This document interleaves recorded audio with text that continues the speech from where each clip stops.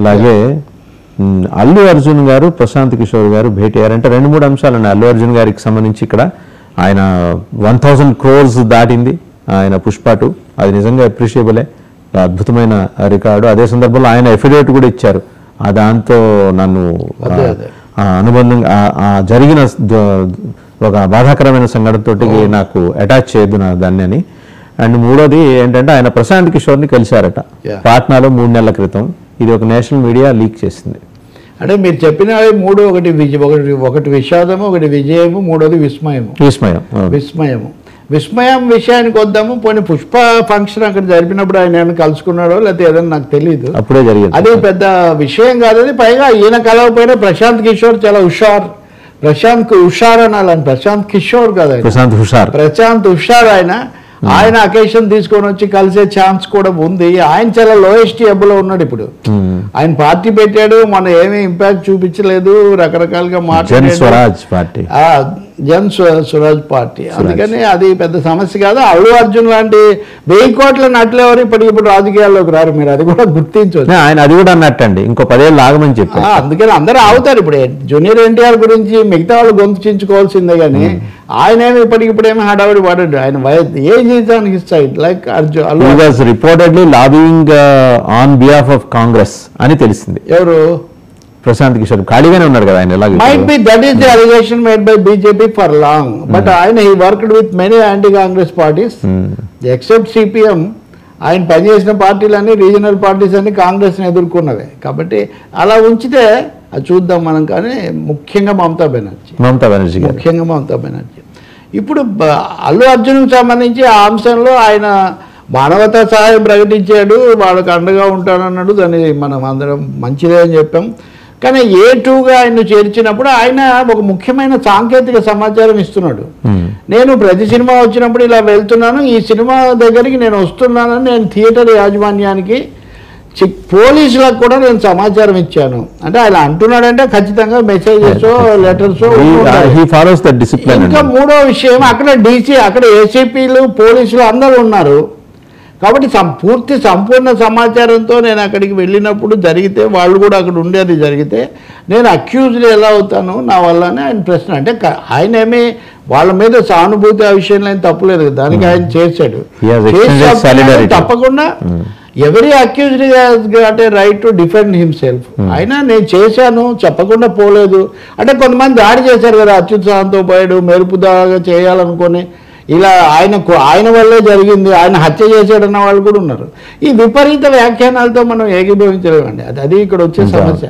అలాంటివి జరగకూడదండి. ఇప్పుడు గోదావరి పుష్కరాల్లో చంద్రబాబు నాయుడు గారు వెళ్ళినప్పుడు అక్కడ జరిగాయి అంటే బాధాకరము, ఇంకో జాగ్రత్తలు తీసుకోవాలి అని మనం చెప్తాం. కానీ ఇప్పుడు ఆ 2 పార్టీలు అనుకున్నట్టుగా మీరే ఇది చేశారు, ఇలా మనం చెప్పుకుంటూ పోతే సరైంది కాదు. ఇప్పుడు అలా కాదు, కొన్ని చోట్ల చీరలు పంచుతాము అని. ఇప్పుడు ఉదాహరణకు ఇట్లాంటి తొక్కిసలాట్లు ఏపీలో కూడా జరిగింది, గుంటూరులో, ప్రకాశం, అలాంటివి వేరే మరింత జాగ్రత్త తీసుకొని ఉండాల్సిందని చెప్తాం. ఇక్కడ సినిమా తొక్కిసలాంటిది అది అయిపోయింది. కానీ కీలకంగా గమనించాల్సింది ఒకటి, మానవీయంగా స్పందించారు, వాళ్ళు కూడా మాట్లాడారు. తర్వాత నేను అది కూడా చూసా. అది కోర్టులో ఎట్లాగో వాదనలు అవి నడుస్తాయి అనుకోండి, ఆయన కొన్ని సాక్ష్యాలు ఇస్తున్నాడు. నేను చెప్పి వెళ్ళాను, తెలిసి వెళ్ళాను, పోలీసుల సమక్షంలో జరిగింది. ఖచ్చితంగా పోలీసులు కూడా వివరణ ఇవ్వాలి కదా, ఇప్పుడు కోర్టు అడుగుతుంది వాళ్ళని అనుకుంటున్నాం. కానీ ముఖ్యమైనది ఏంటంటే అల్లు అర్జున్ జైత్రయాత్ర, పుష్ప 2 జైత్రయాత్ర, డిట్రాక్టర్స్ దాని మీద అనేక రకాల దాడులు, అనేక రకాల వ్యతిరేక కథలు, అసలు దాన్ని నిషేధిస్తారు, అది ఉండదు, అదేదో పవన్ కళ్యాణ్, చిరంజీవి అందరూ ఏదో దానికి మెగా కాంపౌండ్ అంతా వ్యతిరేకంగా ఉంది, ఈ స్థాయిలో అనేక ప్రచారాలు జరిగాయి. సినిమా ఎలా అన్నది ఒకలా ఉంచి వాటి అన్నింటినీ ఛేదించుకొని ఆ సినిమా 1000 కోట్లకు చేరడం అన్నది ఒక కెపాసిటీ. భారతీయ చిత్ర పరిశ్రమ, అందులో తెలుగు చిత్ర పరిశ్రమ ఆ స్థానానికి చేరడాన్ని కమర్షియల్ యాంగిల్లో మనం అందరం వాడించే పరంగా, అలాగే వాళ్ళ కృషి పరంగా మనం అభినందించాలి. ఆ సినిమా కూడా ఇంత జరిగింది కాబట్టి దాని మీద, ఆయన మీద, ఆ కుటుంబం మీద కూడా బాధ్యత చాలా పెరుగుతుంది. మీరు ఆశ్చర్యం ఏమంటే హాలీవుడ్ సినిమాలు 4 ఉన్నాయి ఇప్పుడు రికార్డ్ సాధించినవి. అందులో 4వది ఇంటర్స్టెల్లార్, దాన్ని కూడా ఇది దాటేసింది. ఇప్పుడు హిందీ చిత్ర పరిశ్రమను దాటేయడం అంటే ఒక తీరు, జవాను దాటేసింది, లేకపోతే స్త్రీని దాటేసింది అంటే. కానీ ఆ ఇంటర్స్టెల్లర్ అనే దాన్ని కూడా దాటేసింది, అది కూడా వారం రోజుల్లోనే. అవును. కాబట్టి ఇది తప్పకుండా మరి ఇంకొకరికి అయితే చాలా ఎక్కువ రికార్డు ఉంది. మరి మన మీడియా, మన సోషల్ సర్కిల్స్, ఇండస్ట్రీ కూడా ఆ మాటకు వస్తే బాహుబలి 2 వచ్చినప్పుడు, కల్కి వచ్చినప్పుడు చూపించినంత స్పందన, ప్రశంసలు ఇప్పుడు ఆ స్థాయిలో నాకు కనిపించట్లేదు. మరి ముందు రిజర్వ్ చేశారేమో నాకు తెలియదు. కానీ observation right, valid point you raised. ఆ స్థాయిలో స్పందన 1000 కోట్లు 100 కోట్లకి అసలు 100 క్రోర్ క్లబ్ అని పెట్టామంటేనే 100 కోట్ల గొప్ప అని భావిస్తున్నప్పుడు లక్కీ భాస్కర్ మీద వచ్చినంత కూడా దీనికి రాకపోవడం ఏంటంటే certain sections are not enjoying చేస్తున్నాయండి అంతే, వాళ్ళు సక్సెస్ ఎంజాయ్ చేయట్లేదు. ఇంకోటి ఏమో ఈ కలెక్షన్లు ఫేక్ అది ఇదని, ఇవన్నీ వేస్ట్ సార్. నేను ఫస్ట్ డే కూడా చెప్పా, మీతో కూడా చెప్పా, ఓ నటుడిలో దమ్ము, సినిమాలో దమ్ము, కథ ప్రజలకు పడితే దాన్ని ఎవరు ఏమీ ఆపలేరు. అది రాజకీయాల్లో కావచ్చు, సినిమాల్లో కావచ్చు, సామాజిక సేవలో కావచ్చు. అల్లు అర్జున్, ఆయన కుటుంబం, అల్లు కుటుంబము, ఆ తర్వాత సరే మెగాస్టార్ ఎలాగో అండగా ఉంటారు. వాళ్ళు అనుకుంటే వాళ్ళు ఛేదించారని చెప్పాలి. మామూలుగా అయితే సాధించారని చెప్పొచ్చు. ఇక్కడ అల్లు అర్జున్ ఛేదించాడు కూడా, ఛేదించాడు అన్ని రకాల శక్తులను. ఇప్పుడు ఈ దశలో మళ్ళీ ఇది తీసుకొస్తున్నారు. లేదా జగన్తో కాదండి, జగన్ అల్లు అర్జున్ కలిసి సినిమాకు పోతారు అని, అది కూడా కథ ఏంటండి?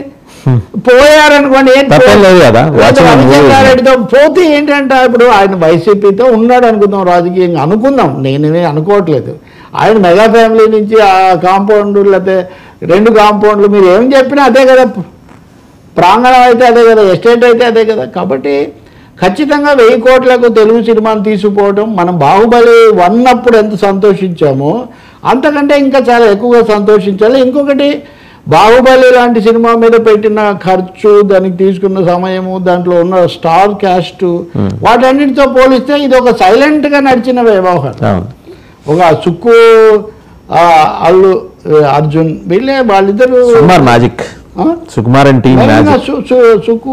సుకుమార్ టీం మ్యాజిక్, దాన్ని తప్పకుండా అప్రిషియేట్ చేయాలి కదా. కథ మీద అది ఆ కథ మీద కూడా కేసు చేశారు ఒకరు, ఎన్ని చేశారండి. అందుకే అన్న డిట్రాక్టర్స్ అంటే పక్కదో పట్టించాలని హైజాకర్స్ను ఛేదించాడు అల్లు అర్జున్. అది అప్రిషియబుల్. యంగ్ మ్యాన్, పైగా యంగ్ హీరో కంపారిటివ్గా. సో తప్పకుండా మంచి పనులు చేసే విధంగాను. రెండవది, ఇంత అప్పీల్ పెరిగినప్పుడు, ఫ్రేమ్ ఇంత పెరిగినప్పుడు జాగ్రత్త వహించాల్సినది కూడా చాలా ఎక్కువగా ఉంటుంది. అది కూడా ఆయన జాగ్రత్త తీసుకోవాలి. కొంచెం దూకుడుగా ఉంటాడు అనేది ఉంది కదా, కొంచెం డెసిసివ్గా, అది ముఖ్యమైన లక్షణం అండి. ఇప్పుడు మీరు పర్సనాలిటీ డెవలప్మెంట్ బుక్స్ ఎన్ని చదివినా వాళ్ళు ఏమంటారు, don't say yes when you have to say no.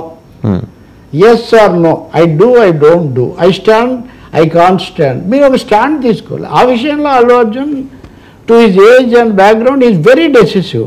అందులో ఆయన ఇంట గెలిచి రచ్చగలం అన్నట్టుగా ఇంట్లోనే చాలా ఛాలెంజెస్ ఎదుర్కోవాల్సిన, అంటే అందరూ అక్కడ ఉద్దండులే ఉన్నారు కదా, నిలబడ్డాడు. Definitely we appreciate. Energetic star అందరూ. ఇంకో మాట కూడా చెప్తున్నా, ఐకాన్ స్టార్ అంటే మేము బిరుదు ఇవ్వలేదని, ఐకాన్ స్టార్ అని మేము గుర్తించలేదని పని కట్టుకొని కామెంట్స్ చేసిన వాళ్ళు కూడా ఉన్నారు. బట్ ఈ ప్రూవ్డ్ హిమ్సెల్ఫ్ an ఐకాన్. అది ఎవరి ప్రతిభను బట్టి వాళ్ళకు. Sir, his was humble beginning అండి. ఆయన గంగోత్రి దగ్గర నుంచి మొదలెడితే ప్రకాష్ రాజ్ ట్వీట్ కూడా బాగా చేశాడు. మంచి హంబుల్ బిగినింగ్ చాలా మందిని చూసారు, నర్చర్ చేసుకుని ఇక్కడ దాకా వచ్చాడు. ఆయన సినిమా సగటు ప్రేక్షకులతోనూ లేకపోతే మాట్లాడినప్పుడు మహిళా ప్రేక్షకులతో Allu Arjun energy, effort commendable, ప్రశంసనీయమైనది, అభినందనీయమైన అనని వాళ్ళు ఎవరు నాకు కనపడలేదు నిజం చెప్పాలంటే. రైట్. ఫైనల్ గా మోహన్ బాబు గారి వ్యవహారంలో హైకోర్టు ఇచ్చిన డైరెక్షన్, ఇంకోటి nothing special about Allu Arjun, అంటే మీరు దాన్ని